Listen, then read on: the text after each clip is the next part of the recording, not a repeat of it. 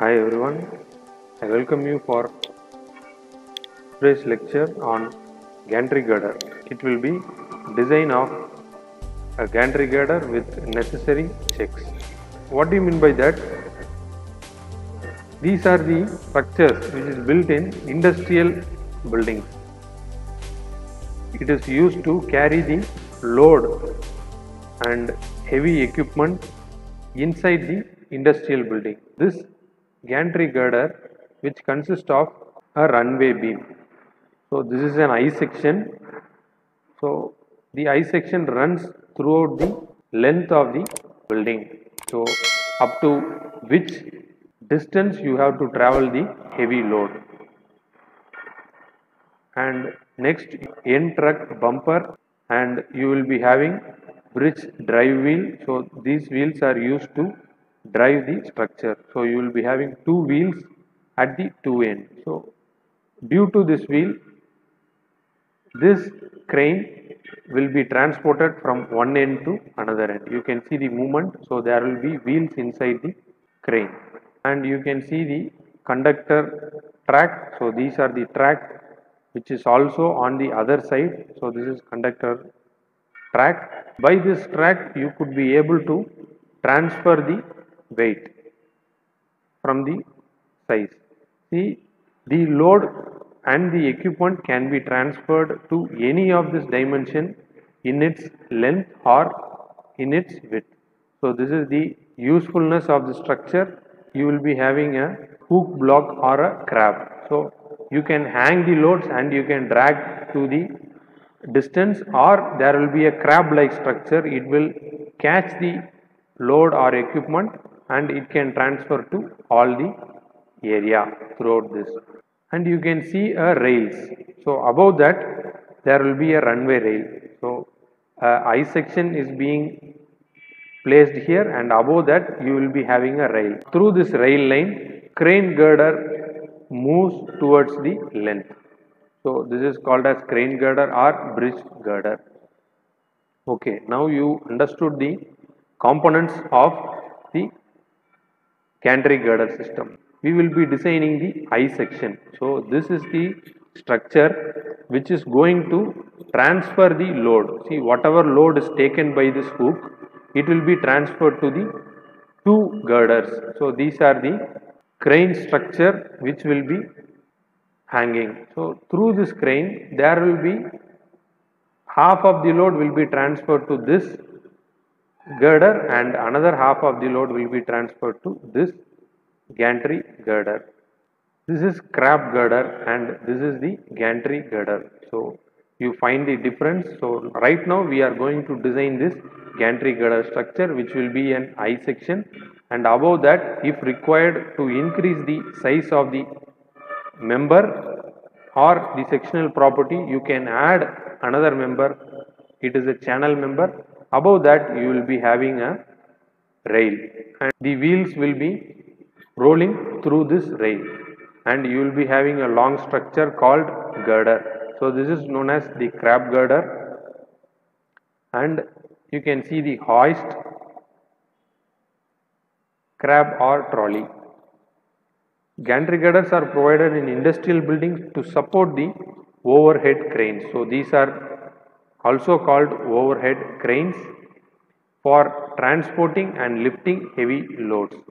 These cranes may be manually operated or electrically operated. This gantry girder is being horizontally supported. You can see if any wheel is loading horizontally, this load can be transferred by this horizontal connection. So at the bottom you are having the gantry girder connection. At the top also you are having stability for both vertical load and horizontal load. So this is the difference here, and you will be having a column. So this load will be transferred to this column by using a corbel, and it will transfer the load to a column, and the column transfer the load to the foundation. This is a single wheel. So you can visually understand there will be a rail which is similar to the railway lines, and you will be having a wheel over it. So due to that you will be having a lateral load. Okay. And let us look into the what are all the analytical part. So you can understand this as a column and you are having another column. In between that you are having a span. This span is known as span of the gantry girder. Two crab girder which will be transferring the hoist towards the lateral direction. So it transfer in this direction. What will happen? So due to this movement there will be a load which is acting called lateral load or horizontal load, and also the wheels are placed above this girder. So here you will be having a gantry girder, and above that the wheels will be moving towards the length, and this is in the width direction. So in the width direction you will be having a lateral load, and in the length direction you will be having a longitudinal thrust. So these are the other two forces apart from the vertical load. So whatever load you are carrying through this girder will be one type of load which is called wheel load. So and another two type of load is lateral load and longitudinal thrust. So these are the other two loads which is acting in the gantry girder. So this is the difference between a plate girder and gantry girder. So in plate girder majority of the loads will be vertical. You will be not having horizontal load. These loads will be taken care by the joint between the bridges. Then what about gantry girder? So this is a special structure. You will be having moment in both the direction, in horizontal way as well as the vertical way. Hence this is a different type of structure. If the structure is being operated manually, then 10% of maximum static wheel load should be added in addition for impact load. So there will be some impact load due to the movement. So whenever you are having a dynamic load, so due to this dynamic load you will be having some impact in the structure. So if it is manually operated you can assume 10%. If it is electrically operated cranes you can add 25% of the load as impact load. And what about this? So this is the vertical forces. So whatever load you are getting you have to add this 25 or 10% according to your mode of transportation. And what about horizontal forces? So you are having a horizontal load in one direction, in the lateral direction. So this is known as lateral force. When EOT crane are used, that is electrically operated traveling, you can assume 10% of weight of crab and weight lifted on the crane. So and if MOT cranes are used, 5% of the weight of crab and weight lifted on the crane. So the self weight of this crab or this hook can be added plus the weight which is carried. So two things you have to add, and by summing that one you have to add additional 5% to the load. And what about the horizontal force along longitudinal direction? That is 4% of static wheel load. So while arriving the forces you have to take this into consideration to arrive the total load. Okay. This crab will be operated towards the lateral direction. In this direction if we apply brake there will be a load which is caused, and in other term it is called a braking load. So which will be a lateral force, and in longitudinal side also you will be having the same load. In other terms is lateral load is known as surge load and longitudinal load is called braking load. So these are the other terms while solving a problem. What are the loads which is acting in a gantry girder is the vertical reaction from the load on the crane girder, so which is due to the crab dead weight and the load which is hanged, and the longitudinal force due to starting and stopping of the crane. So the crane will run towards the longitudinal side. So due to the start and stop operation, you will be having that longitudinal force, and lateral force will be due to start and stopping of the crab. So the crab will be moving in the longitudinal direction. So due to this operation, while starting and stopping, you will be have crab load, and additionally impact load will be there, and finally fatigue effect. Okay, so these are the forms of gantry girder. This is used for different application, and for each and every application in harbors it may be used. This semi type of gantry girder, one side it will be loaded with the column and other side it will be loaded in the wall, and overhead traveling. These are the different types of gantry girders, and you can see according to the load which is being taken. So this section or the member has to be built up. So these are all known as built up section, which is A, B, C, D. So if the load is higher, this section is not enough. So the only I section of gantry girder is not enough, so that the plates are added. So according to the type of load, you can add a channel section or double angle section. So these are double angles which are provided at both top and bottom, and double I section. So this is a built up section by using double I section along with the angle section.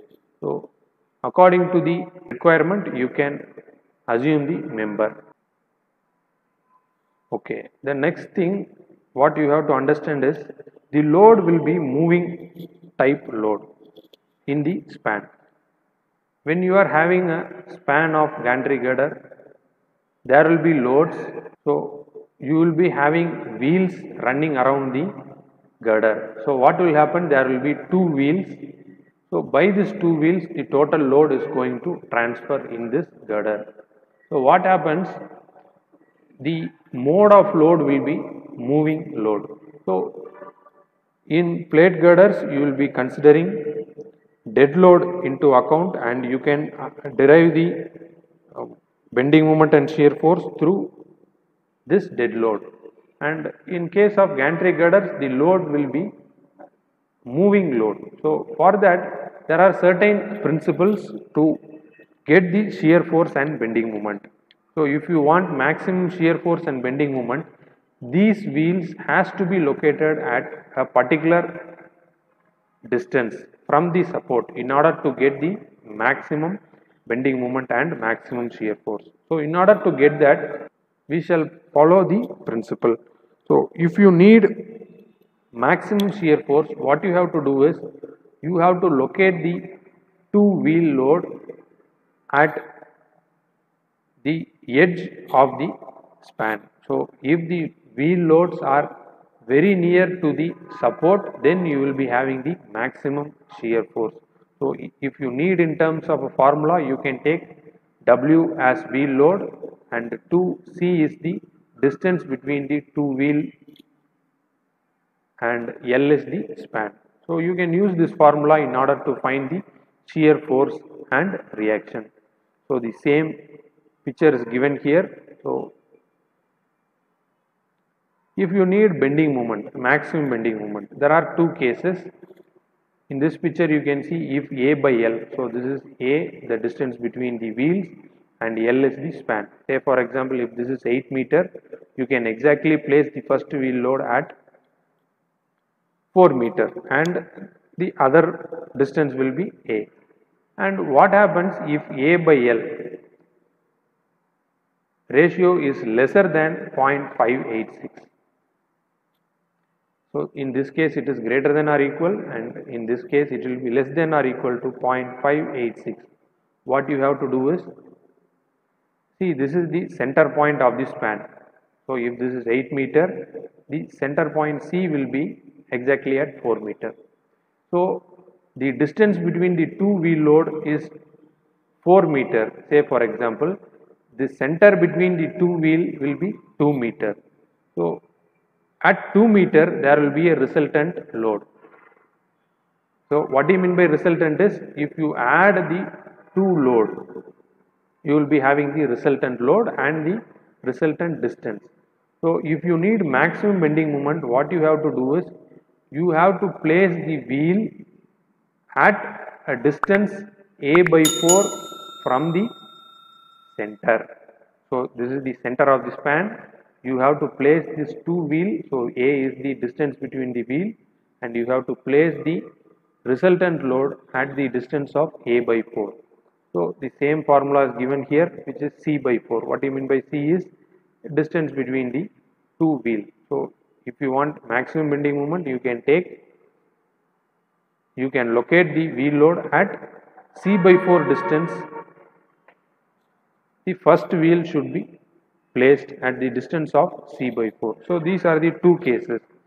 If you need maximum shear force and maximum bending moment, you can use this guideline. Okay. By this understanding, let us get into a design. Design a crane gantry to carry a electric overhead traveling crane. So this is EOT for an industrial building to suit the following data. So now the data is given here. The crane load lifting capacity is 200 kilonewton. So the load will be carried, which will be 200. This is the maximum load which will be carried by the hook or the crab. And the next weight is the crane girder excluding trolley. So there will be a trolley weight. So the crane of the girder, you will be having two crane girder. You can see that. So this is crane girder. So you will be having two number of crane girder. So this is crane girder 1 and crane girder 2. So this weight is 200 kilonewton, and weight of trolley, motor, hook, etc. So you will be having a trolley above the crane girder. So this trolley self weight and the crane hook, so the load is given as 40 kilonewton, and distance between centers of gantry rail. So this is one gantry rail and this is another gantry rail.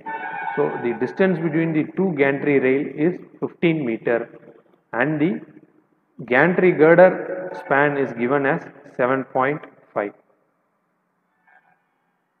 and you can understand this is 15 meter and span of the gantry girder is 7.5, and minimum approach of crane hook is 1.2 meter. So this is known as the minimum approach. So this trolley cannot go to the extreme point. So you will be having a minimum approach. So this approach is 1.2. After 1.2, the crane will be stopping to this end. Same at the opposite end. So at 1.2 distance, the crane trolley will be stopping. So this is known as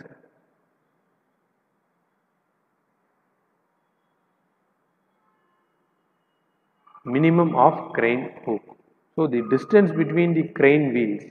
So you will be having a crane girder and the second crane girder. The distance between the two crane girder is 3.5 meter distance.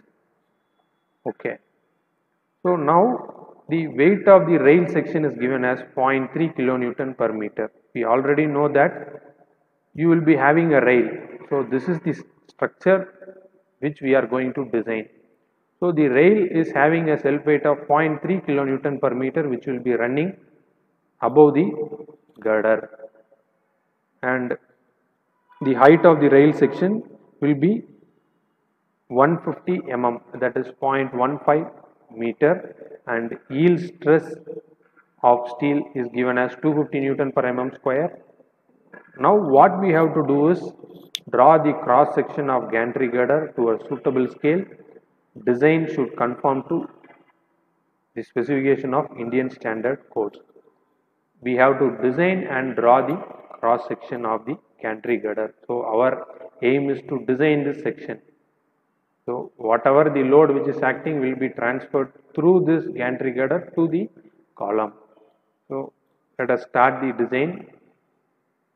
by arriving the load. So while designing, first thing what we have to do is we have to arrive the load, what are all the loads acting, and second thing will be finding the shear force and bending moment. What is the maximum shear and bending moment? And after that you will be checking for shear force and bending. So if it is acceptable, you can have other serviceability checks also. Yes, let us start the design. The crane girder is having a load of 200 kilonewton, which is in total they have given. So if you need in terms of meter, if you convert into a UDL, you can divide 240 divided by 15. So like that.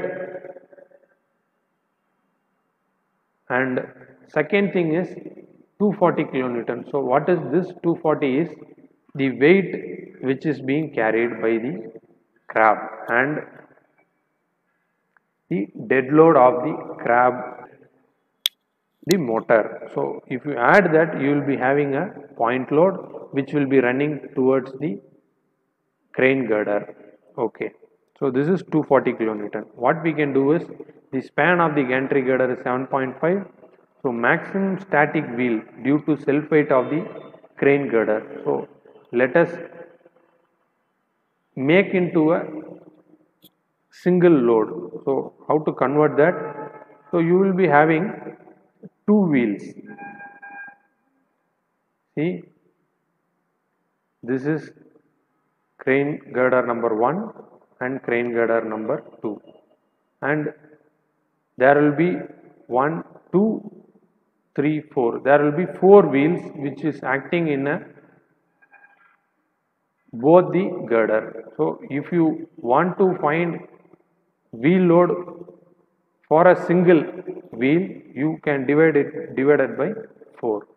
So 200 divided by 4, you will be getting 50 kilonewton. So maximum static wheel load due to self weight of crane girder. So we have identified that. And second thing is maximum static wheel load due to crane load is computed as, so the crane will be carrying 200 kilonewton load plus the 40 kilonewton self weight of the crab hook, etc. So if you add that, and the minimum distance will be 1.2, so let us subtract with 15 meter. So if you divide this by 2 into 15, you will be getting a single wheel load. So the single wheel load will be 110 kilonewton. Okay, we have identified a single wheel load. So what to do after that? The total load on a gantry girder due to weight of crane and crane load. So right now we know the crane load is 110 and the self weight of the crane is 50. So if you add that, you will be getting 160 kilonewton per wheel. So a single wheel will be carrying 160 kilonewton and this side of the wheel will be carrying 160. Same for the next side. Okay. Then there will be additional load due to the impact. So we already gone through that. Due to this load, what will happen? Electrically operated overhead traveling, that is EOT crane, you can add 25%. So 160 into 1.25, we are increasing 25%, so the load will be 200 kilonewton. Okay, now we have derived the total load. So after that, let us find the factored load. We are multiplying 1.5 as the factored load. So the final load for the design calculation will be 200 into 1.5 is 300 kilonewton. So per wheel 300 kilonewton of force will be transferring. We will assume this and let us proceed the design. Right now we have found 300 kilonewton of vertical load which is acting. This is the design load. Okay, what about the lateral surge load and longitudinal braking load? So I already discussed that there will be lateral and longitudinal load. So you can Take 10% of crab hook plus crab loads divided by 4. So the total load will be 200 plus 40. If you divide this by 4 and 10% of that will be 0.1. So you will be having 6 kilonewton. So after factoring this, you will be having 9 kilonewton. So in lateral direction, see,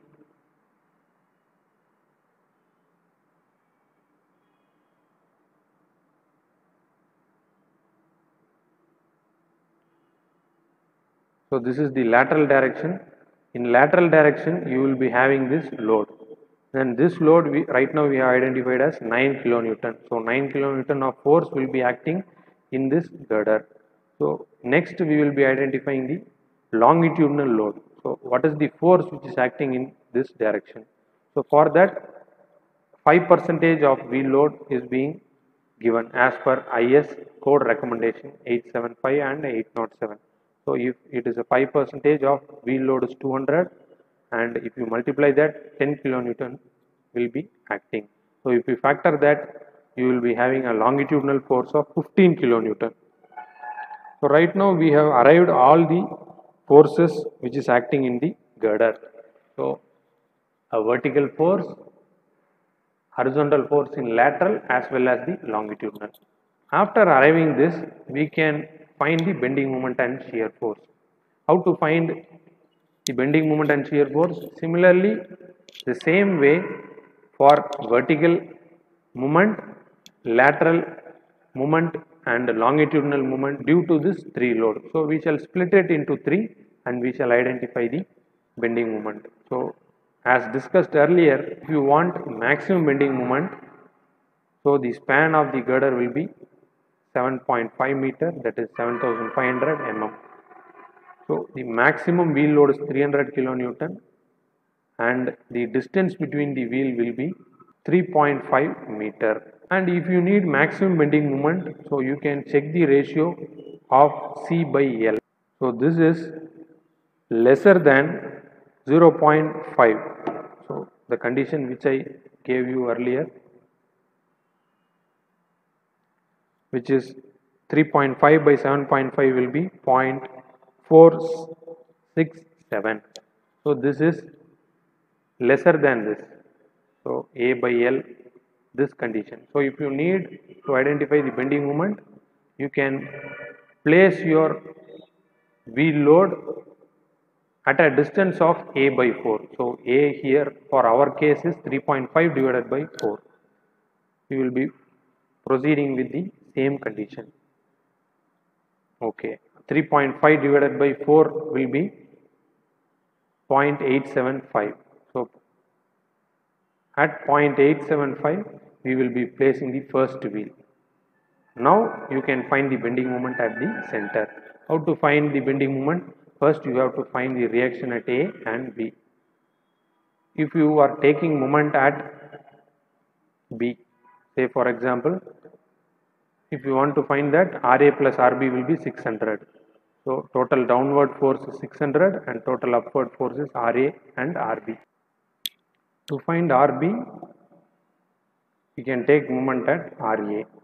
So if we are taking moment at RA, RB into distance will be 7.5 and 300 into 6.375 and 300 into 2.875. So if you resolve this, you will be getting RB equal to 370 kilonewton, and if you substitute RB here, you will be getting RA as 230 kilonewton. So right now you know RB and RA. You can find the bending moment at the center.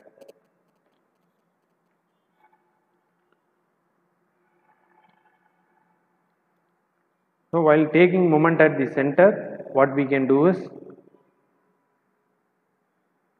we can look into the right hand side, RB into distance. So the distance will be 3.75. The center is at the distance of 3.75.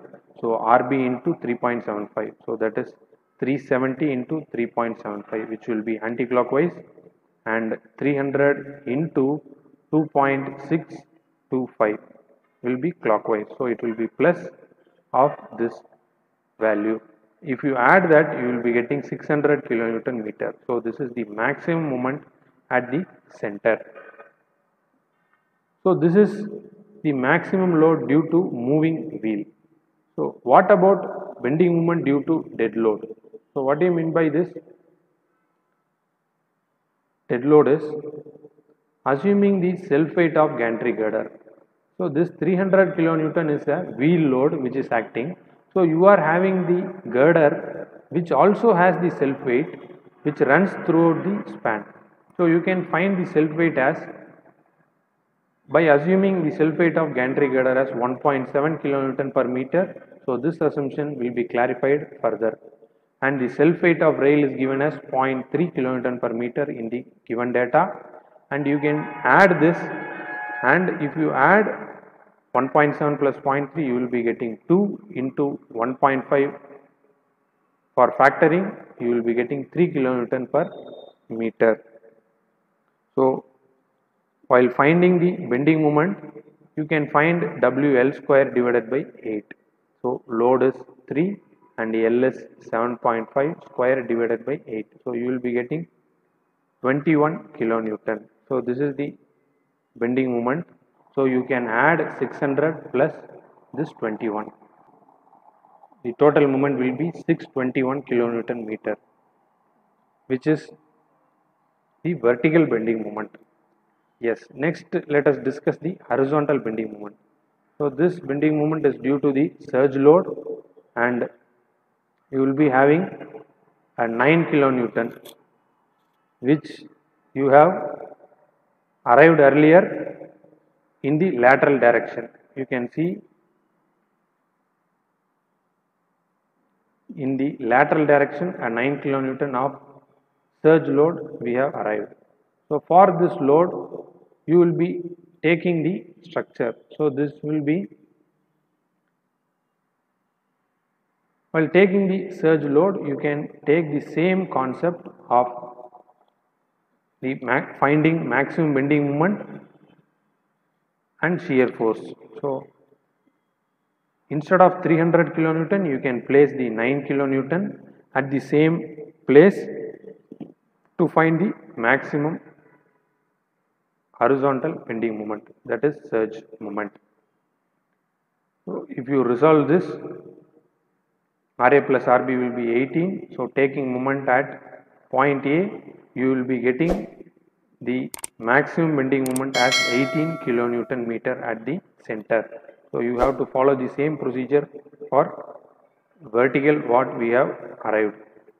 So the next thing is moment due to drag force. So the drag force what we arrived is 15 kilonewton. The rail which is above the gantry girder. What is the distance? The height of the rail is 0.15 and the eccentricity is 0.3. So which I will explain the 0.3. So if you add that, you will be getting 0.45. And after multiplying with the load which we arrived, so 15 into 0.45 divided by 7.5. So will be the reaction which is 0.9 kilonewton. So after getting this 0.9 kilonewton, this is a reaction due to the drag force. Okay, so due to this load, you will be having 2-point load at the same places. So instead of 9 kilonewton, the bending moment condition is same. You can provide 0.9 kilonewton and follow the same process. You will be getting a bending moment of 1.8 kilonewton meter. Okay, after getting this moment, there are three moments which is due to vertical and due to horizontal load and lateral load. So if you add the three loads and if you add the three moment, you will be getting 621 plus 18 plus 1.8. So the total design bending moment will be 641 kilonewton meter. And the same way you can find the shear force. The condition here is you have to find the shear force by placing the load which is near to the support. So we have 300 kilonewton wheel load and a distance of 3.5. So if you place here, you have to find the reaction first for this condition. And if we are finding that, so total RA plus RB should be 300 plus 300 will be 600. So this is sum of V equal to 0, and if you apply the condition sum of M equal to 0 and find the moment, what will happen? I am taking the point A, and from the point A, RB into distance will be 7.5 and 300 into 3.5. So if you find the answer for this, so you will get RB. So RB will be 140 kilonewton, and if you substitute here, you will be getting RA as 460. So to find shear force, you can find the shear force from the extreme. What we need is, we need the shear force at point A. So you are having RB as 140, which will be minus, and you are having 2 load of 300 plus 300. So the remaining shear force will be 460 kilonewton, which is acting at the point A. So this will be the maximum shear force for this vertical load. The same way you have to follow for the lateral and the longitudinal force. So if you follow the same process, you will be getting shear force of 13.8 kilonewton and 1.38 kilonewton. So if you add all the three values, you will be getting the total shear force as 475 kilonewton. So currently we have identified the maximum bending moment as 641 kilonewton meter and maximum shear force as 475 kilonewton. So let us proceed the preliminary design. So in this preliminary design, we will be identifying the sectional detail as per the guideline. Okay.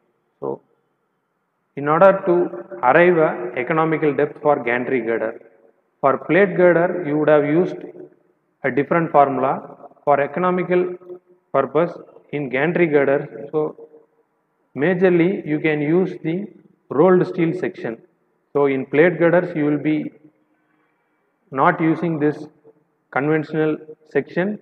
So for this condition you can use the economical depth formula as span by 12. So approximately 7500 is our length, divided by 12 you will be getting 625 mm.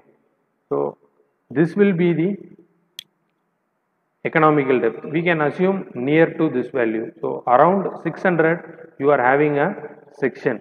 ISWB we will be using of 600, and also approximate width of the girder you can use span by 30, that is 7500 by 30 will be 250.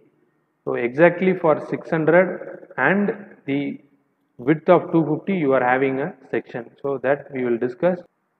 For gantry girder supporting crane of capacity up to 500 kilonewton, the maximum deflection should not exceed the ratio of span by 750. This is the deflection criteria. So in table 6 of IS 800, you are having a deflection limit for different structure and different load. So for industrial building, right now we are designing, and for vertical load, you can take crane operated electrically. Right now we are designing for this condition. So up to 50 ton, right now we are designing 20 ton. So you can take this condition. The gantry crane should be having a maximum deflection limit of span by 750. So we will be following this guideline. If it is over 50 ton, you can take span by 1000. Okay. While taking that, this is an expression for getting the maximum deflection at the midpoint. So if you are having two loads, by this two load you will be having a deflection at the center. Let us find the maximum deflection condition to arrive a certain moment of inertia. that is I. We need a capital I condition in order to proceed the next step. So the formula here is WA divided by 24EI in bracket 3L square minus 4A square. So if you substitute in this equation, you will be getting the deflection at the center. So W here is the load. Currently we are taking 200 kilonewton load. If you take this and if we are substituting, the A will be the distance, that is 3.5 meter, and E is Young's modulus, which is 2 into 10 power 5, and I we have to identify. So you can cross multiply with the deflection. So we know the deflection should be span divided by 750. So if we divide that, we will be getting a, the span is 7500 divided by 750. We have cross multiplied, and L is the span, which is 7500, and A is 3000, and A here is 2000. So after substituting all the values in this data, you can find the value of moment of inertia. So we need 1.279 into 10 power 9 mm power 4. So the moment of inertia of our section is required in this amount. So these two things are a guideline. You can see that the depth we arrived is 624, which is an thumb rule. Also the I what we arrived is 1.279 is also a gross identification. Next, let us have a section modulus approximation. And for getting the plastic section modulus, you will be having a equation of 1.4 m divided by Fy. So the maximum moment what we got is 641. If we convert in terms of Newton mm, we can multiply into 10 power 6 divided by Fy is 250, which is the permissible stress in the steel. So if you simplify that, you will be getting 3589 into 10 power 3 mm cube. So this much of plastic section modulus is required. By getting this for approximation, you can see the plastic modulus ZP I and the overall depth of the girder and the width. By these four criteria, we are coming into a decision that we will be taking a section of ISWB 600, which is in the steel table. So if you go for this section, the self weight here is 133.7 kilogram per meter. So if you need in terms of kilonewton per meter, you can divide it by 100. So we will be getting 1.337 kilonewton per meter. For above that, we can add a channel section ISLC. We can take the self weight of the section will be 33.1 kilogram per meter. So in terms of kilonewton per meter, we can assume it as 0.331 kilonewton per meter. So if you add this, you will be getting 1.7 kilonewton per meter. So this is the total self weight of the gantry girder. So while arriving the load, you can see that we have taken 1.7 as the dead load of the gantry girder. So currently we are matching that by providing two number of sections. So single section is not capable of having the properties as well as the self weight. So plus this 0.3 will be raised. So right now our assumption, earlier assumption also matches. Okay. Then the total area of the combined section will be 17038 plus 4211. So all the sectional properties are here. You can see the sectional area is 170.38 in terms of centimeter square. If you need in terms of mm, So it will be 17038. So the total area in terms of mm is written here. Similarly for the channel section, the area will be 4211 centimeter square. So it will be 4211. So if you add the two area, you will be getting combined area, which is 21249 mm square. Okay. The remaining data such as width of the flange, thickness of the flange is and radius of gyration, section modulus for elastic and plastic, everything is given here. Further, we will be taking these two details in order to proceed the design. Okay. Next, we have to find the combined sectional property. See, we know the Ixx, we can find Ixx, that is moment of inertia of the section in x-axis individually. But what we are doing is we are designing a built-up section which carries a I section as well as the channel section. So in order to get the combined Ixx and Iyy, we have to do certain calculations. So after finding this calculation, what we need is we have to check for the local moment carrying capacity, that is 1.2 ZTX. So this Z is known as the section modulus at tension side. So the beam has tension and compression side. So the bottom side will be tension and top one will be compression. The load is going to act on the top of the section. So for that you need ZTX. Fy is 250, we already know, and ZPX. What do you mean by Px is plastic section modulus at x-axis. Also you need compression section modulus at x-axis and plastic section modulus at y-axis. So these four parameters are required to check for the combined local moment carrying capacity. It should be lesser than or equal to 1. So for getting this, what we have to do is we have to find the combined sectional property. So how to find the moment of inertia at x-axis and y-axis? So let us proceed.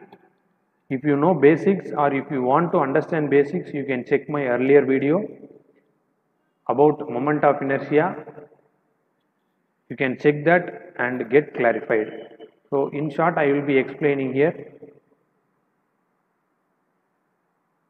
If I need combined section modulus, I have to find y1 and y2. So this is the capital Ixs, which is the combined center of gravity of this built up section. How to find that? We are having, in order to find y1, the formula is a1y1 plus a2y2 divided by a1 plus a2. The a1 here is area of the I section and a2 is area of the channel section. I have provided the reference line at the top. So if the reference line is at the top, first area will be this I section. We know the I section area is 17038 into the distance from the top will be, so total distance is 600 and the half will be 300. So above that you are having a channel section which is having the web thickness of 6.7. So if we add 300 plus 6.7 into A1 plus the second section is the channel section which is having area of 4211 and the distance from the individual centroid will be 28.7. So these things are available in sectional properties. You can check the y distance 2.87 in terms of centimeter. So in terms of meter you can take it as 28.7.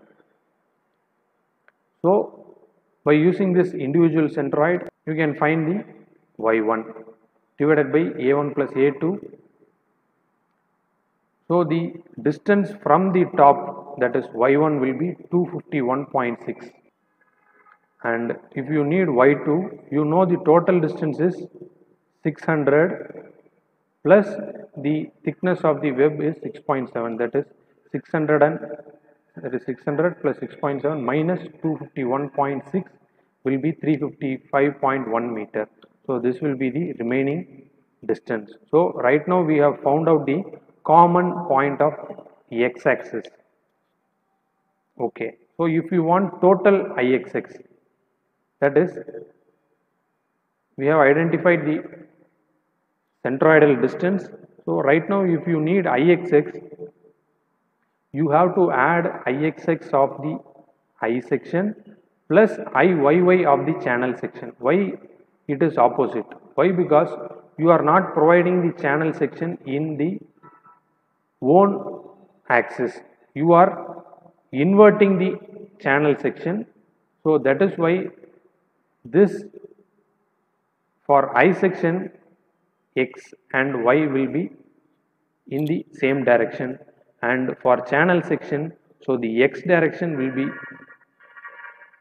inversed, x and y direction will be inversed. So that is why you are adding Ixx of beam and Iyy of channel in order to find the common Ixx.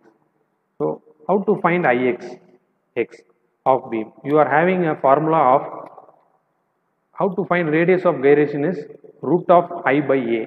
So r equal to root of I by a. So if you want to find Rx, radius of gyration at x, you can substitute Ixx divided by area.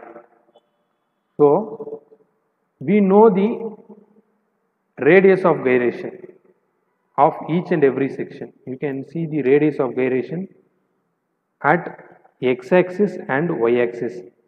For I section is given, and for channel section also Rx and Ry is given. If you want to find moment of inertia, just you have to cross multiply.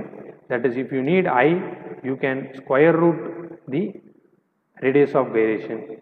So Rx square into area will be the Ixx. Okay, if you multiply this, you will be getting 1062 into 10 power 6 mm power 4. For the channel section, that is ISLC of YY. So the radius of gyration at YY is 2.87. So in terms of centimeter, in terms of millimeter, you need 28.7 square into the area. So likewise, if you multiply, and you can get the individual moment of inertia. How to get the combined moment of inertia? What you have to do is, you have to use for Ixx plus area into distance square formula. So you are having two sections, so you will be using this formula twice. So for this I section, we know the common Ixx will be 1062 into 10 power 6 plus area is area of I section, we know that 17038 into the distance square. What do you mean by the distance is, we know the common centroid which is acting from the top will be 251.6. You have to minus this by the individual centroid will be 300 plus 6.7. So the total distance will be 306.7, and if you find this, the distance will be 55.1. So you can multiply this and derive the answer. Also for the channel section. Channel section you got Iyy, and the area of channel section will be 4211 into distance square. So the distance will be from the top, the common centroid will be at 251.6 and the individual centroid will be at 28.7. So if you find the difference and square, you will be getting the answer. That is 1113.7 into 10 power 6 will be the total Ixx. Okay, let us find the total Iyy. The same way you have to add Iyy of the beam and Ixx of the channel. So the same process for getting Iyy, Ry into A. So Rx into A for channel section, you have to take the values from the table and you can find the total Iyy. Okay, after finding the common moment of inertia, in x and y axis, you have to find ZCX. What do you mean by that? That is section modulus at compression side and section modulus at tension in x axis.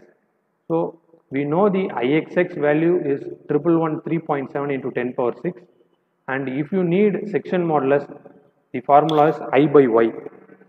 So if you need section modulus at top, you can substitute the top distance from the neutral axis. So the top distance will be 251.6 and bottom distance will be 355.1. The IXX will be common. So the answer for compression and tension side section modulus of this gantry girder will be 4426.5 into 10 power 3 and 3137 into 10 power 3. So this is our answer. We got the first thing. This is elastic section modulus. I have written in short of the section total area of this section, moment of inertia at IXX and IYY, and we have found out this two value. Now let us find the ZY at the top flange alone. Why we are finding ZY? So this is ZX and this is ZY. Why we are finding ZY at the top flange alone is you are having the horizontal force at the top of the gantry girder. At the bottom it is fixed with the section, hence we are only finding the ZY at the top, that is at the compression zone only. Okay, in order to find that, the same way you have to follow the steps. A hint here is, if you want to find ZY of the top flange alone, so the total distance is 300. So the centroid will be, this section is similar along the y axis. So you can take the depth as 150. So total is 300. So the common centroid for I section and channel section will be at 150. Hence we are taking 150 here, and we have arrived the I at y axis. So we know the I of y axis will be, for the tension flange you have to use the formula of B d cube divided by 12. So the depth will be 250 cube and the breadth will be 21.3. You can take in the sectional property. After getting this, you can add with the IXX of the channel. So if you add, totally you will be getting moment of inertia at y axis for compression flange alone. So after dividing that, you will be getting ZY of the top flange. So the value is 587829.16. Okay. Computation of plastic modulus. We have found the elastic section modulus at x direction as well as the y direction. Now we are computing the plastic section modulus. Plastic section modulus is, we know the sectional properties. By getting the sectional property, the plastic section modulus can be found out by cutting the area into two equal area half. So the centroid of the section model, plastic section modulus will be at the place where the area of top and bottom should be half. This is the concept. So how to find half of the area? That is the area of channel we already know, that is 4211 divided by 2 times 11.2. What do you mean by 11.2 is thickness of the web. So you can get the thickness of the web. Thickness of the web of I section is 11.2. So we are substituting the thickness of the web here as 11.2. So if you divide that, you will be getting the y distance of 188 mm. So this 188 mm will be the distance between the individual centroid and the equal area axis. So This distance right now we have found out. So the plastic section modulus is computed about the axis which divides the area into two equal parts. We know the total area is 21249. If you divide it by 2, you will be getting 12124.5 mm square. So this is the half of the area. Okay. After finding this, you can find the section modulus, that is plastic section modulus at x axis. So how to find that? Area into distance. So the area will be for each and every section. Let us find.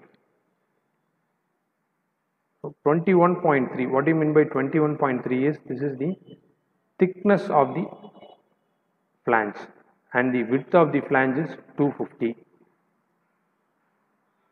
So first we shall identify the bottom side of the section modulus. So if you multiply the area, that is 21.3 into 250, which will be the area, and the distance will be, so sum of A into Y. Y is the distance. Right now you know that the total distance of the section is 600 and the individual and the centroid of I section will be at 300. So if you add 300 plus 188, what we arrived earlier, so that is 488. From the bottom at the point of 488 mm, you will be having the equal area axis. So we are subtracting the 488, that is 488 minus 21.3 divided by 2, that is the flange total thickness is 21.3. So if you divide it by 2, you will be getting the centroid of the flange, and from the centroid of the flange to the equal area axis. And next you are having the web section. So the web section total height will be 488 and the thickness will be 11.2. So 488 will be the total height. If you subtract 21.3, you will be getting purely the web of the I section. So 488 minus 21.3 into the web size, the thickness of the web is 11.2, which you can get it from the table, and the centroid of the web will be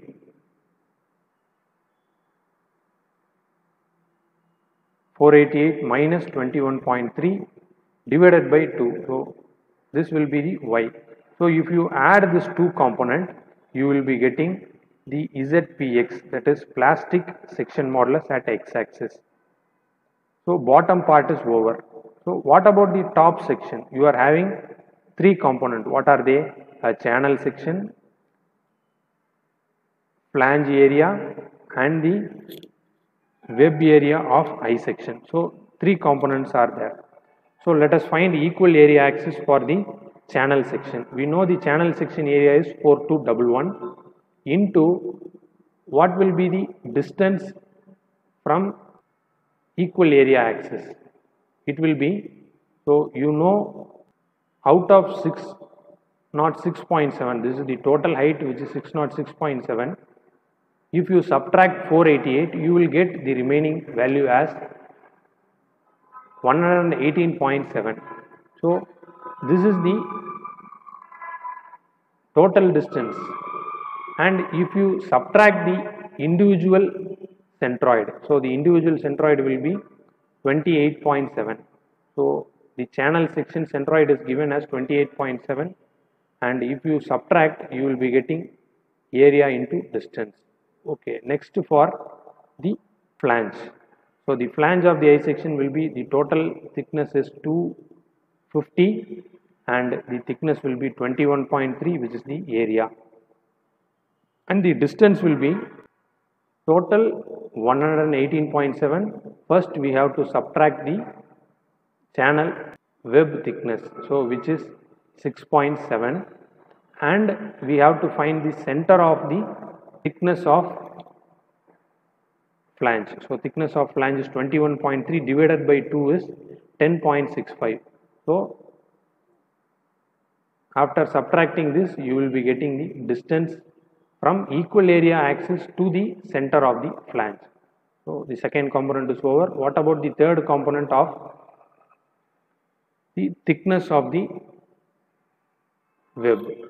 The area will be 11.2 into 90.7. So what is 90.7? You have to subtract the thickness of the web of channel, which is 6.7 minus 21.3, you will be getting 90.7 into 11.2, which is the thickness, and the area is derived, and if you divide the same 90.7 divided by 2, you will be getting the centroid. So after adding this thing, you will be getting ZPX at the top of this axis. So currently we have identified the ZP at the top and ZP at the bottom. So if you add that, you will be getting total ZPX as 4.754 into 10 power 6 mm power cube. For top flange only, similar way what you have done here.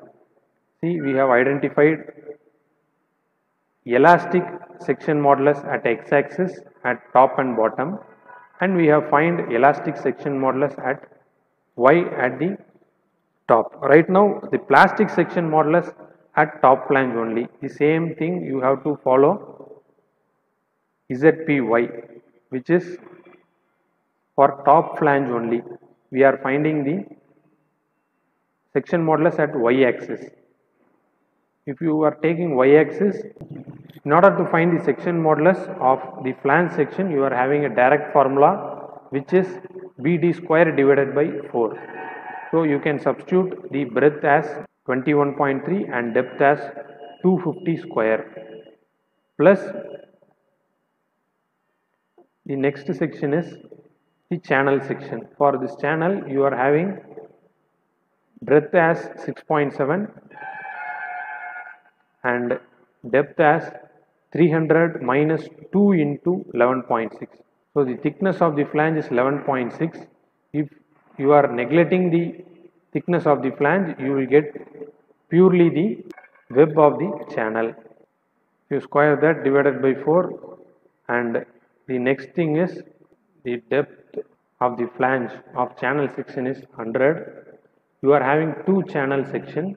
So if you multiply that, you will be having 2 into 100 into 11.6. So the thickness will be 11.6.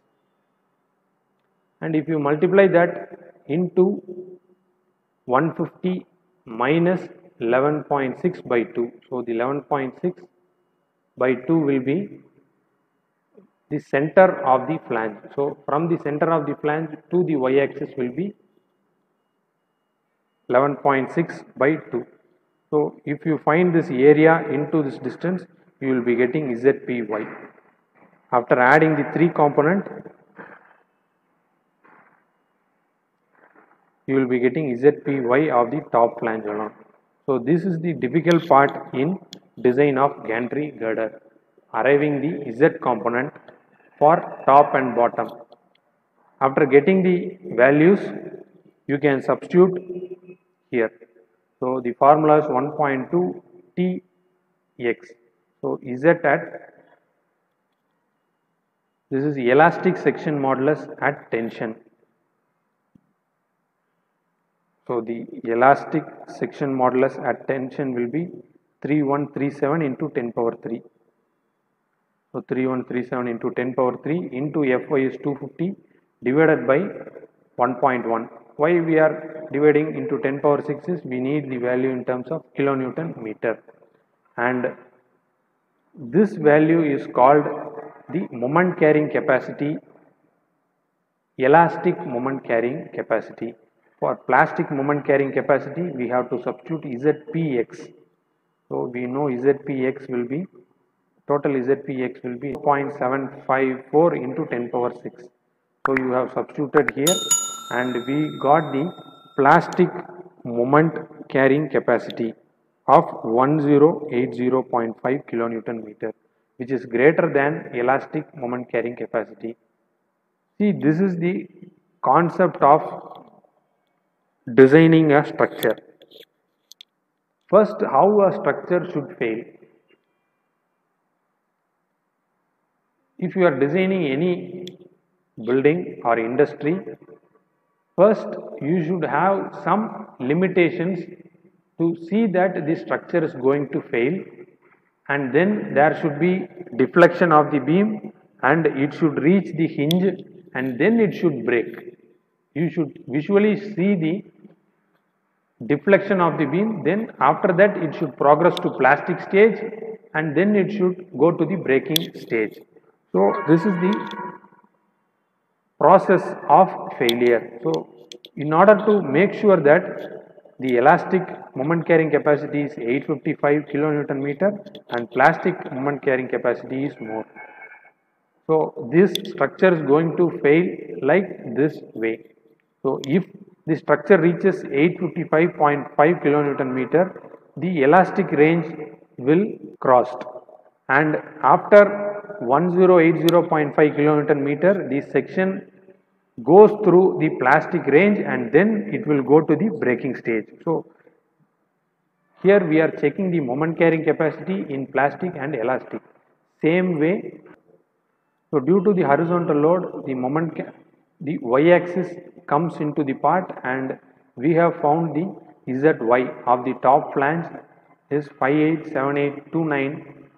We are substituting the same value, and for ZPY what we got is 795692. The same value we have substituted. Why we are finding this two thing is, this girder is subjected to two types of load. One is vertical load and another load is horizontal load. So to carry the vertical load, the section modulus and the moment carrying capacity at x-axis is being identified, and to check the horizontal load, the y-axis moment of inertia is taken and section modulus is taken and found the moment carrying capacity at the compression direction. So using this interaction equation, that is md divided by mdx, moment what we arrived. So what is the total moment which is acting? We found out that maximum bending moment is 641. And what is the moment carrying capacity? That is elastic moment carrying capacity. We have to substitute. If you substitute this, you will be getting some value, and total horizontal force is 18 and total horizontal force carrying capacity, that is moment carrying capacity, is 160. If you divide this and add, you are getting 0.86, and which is lesser than 1. Hence we are safe for the horizontal and vertical moment. So this is important here to check. And next we shall check for shear. So the moment concept is over, and let us check for the shear capacity. While checking the shear capacity, the total vertical load is vertical shear force, which is 473.8. Due to the vertical load we have taken of neglecting the drag force, and the shear carrying capacity of the structure what we designed is, the formula and guideline is given as per the class 8.41. The nominal plastic shear resistance under pure shear is given as AVFY divided by √3. So AV is when we are taking hot rolled section. Currently we are assuming section from the properties, so it is a hot rolled section, and in the plate girder we would have taken welded section. So currently we have to take hot rolled section, H into TW. H is the overall height of the I section.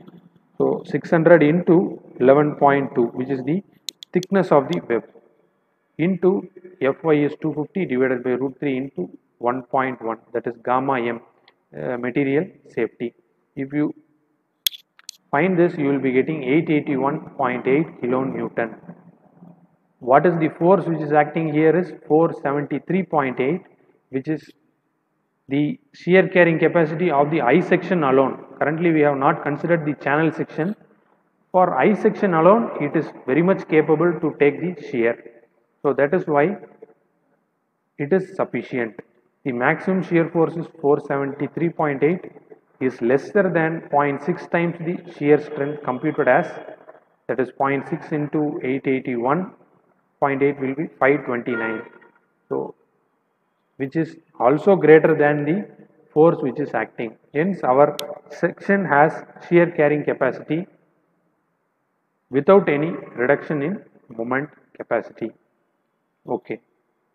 And also we have to check the class 9.2, which says that combined shear and bending. If you are designing a section for shear and bending, what you should consider is no reduction in moment capacity of the section is necessary, as long as the cross section is not subjected to higher shear force.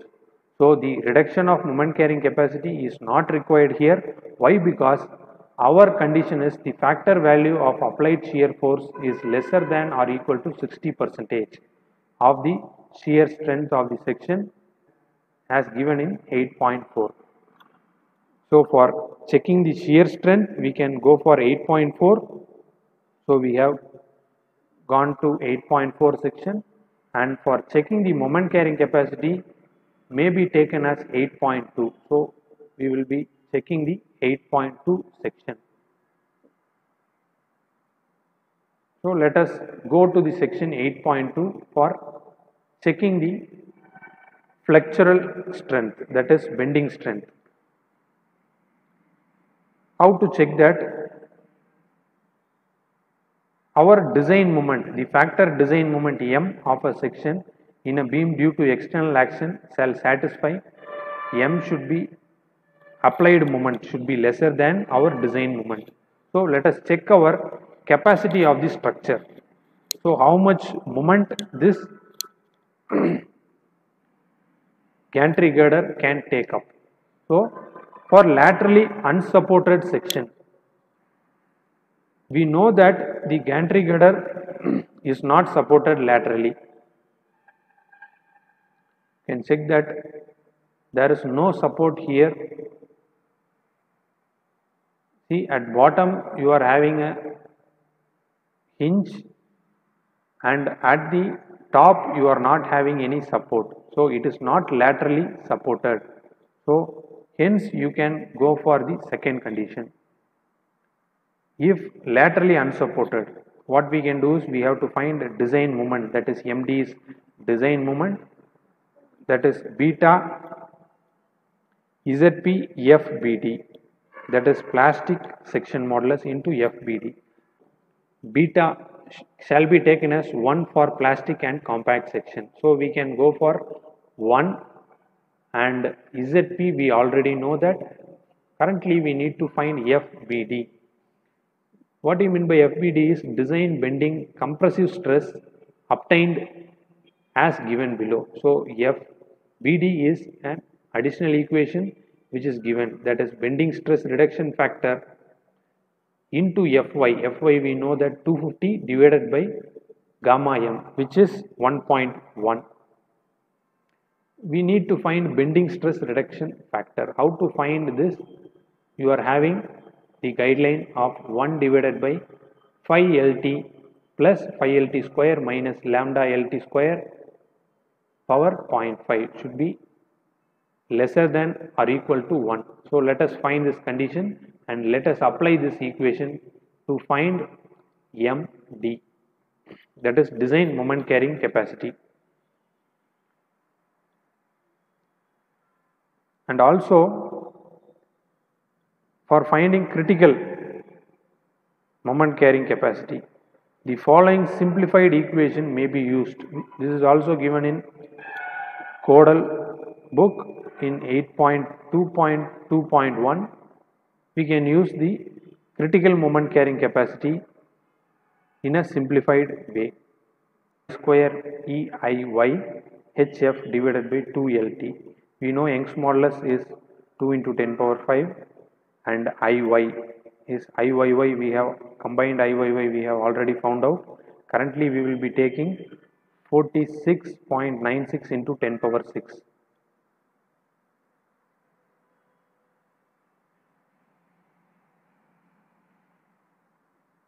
46.96 into 10 power 6. This is the value which we are going to take. We are going to check the moment carrying capacity of the I section alone. If the I section alone has the capacity to bear the moment, then it is okay. The area of I section is 17038 and height of flange, the HF is center to center distance between the flanges. So flange center to center distance is 600 minus 21.3, which will be the center to center distance between the flanges, and L suffix LT. So L suffix LT will be the effective length for lateral torsional buckling. So if you check the table here, so to find L suffix LT, if the section is fully restrained, warping is not restrained in both the flanges, you can take the condition as 1L. So currently we are taking this condition, which is the length of the gantry girder is 7500, so you are multiplying by 1, the same value you will be getting. And Ry is the radius of gyration at y direction. And about weaker axis, we know the from the table you can get 52.5 mm. And thickness of the flange, so thickness of the flange is 21.3. and ZP, we know that plastic section, total plastic section modulus in the axis as 4.75 into 10 power 6. So we have all the values. If you substitute that and simplify, you will be getting 1766 into 10 power 6 Newton per mm square. So this is the critical moment carrying capacity. And after finding that, you can find lambda LT. How to find that? You are having formula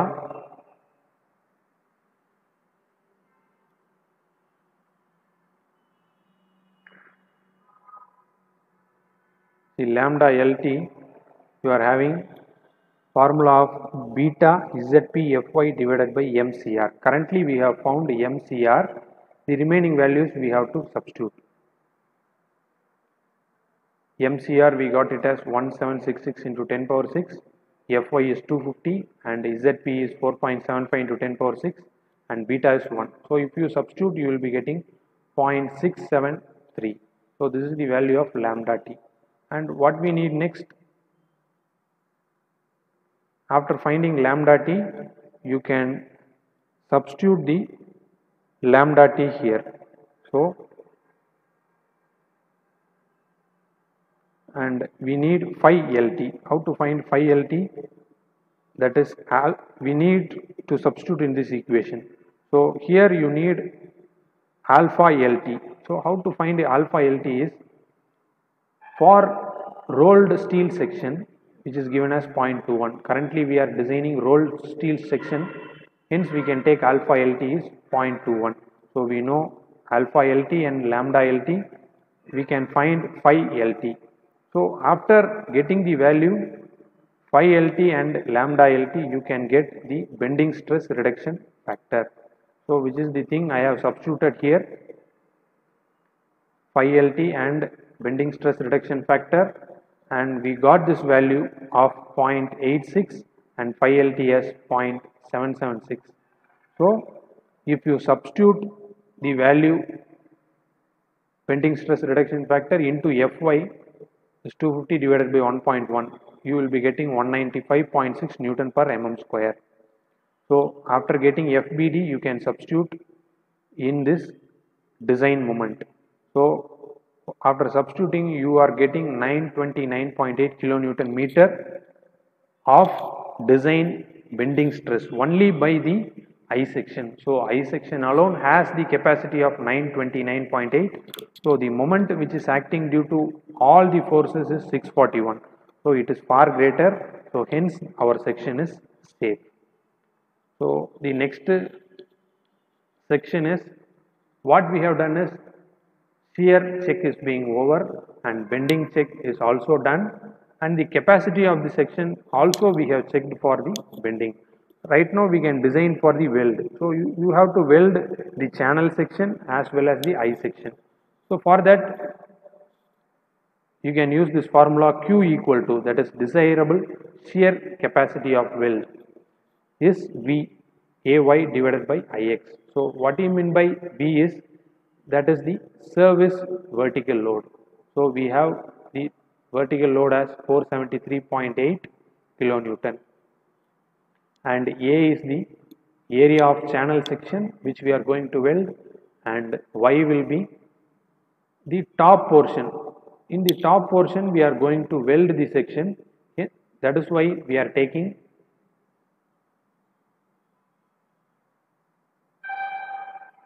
see, the weld is going to happen in only the top section. So we know the overall section is 600 minus 355.1, you will get the remaining distance.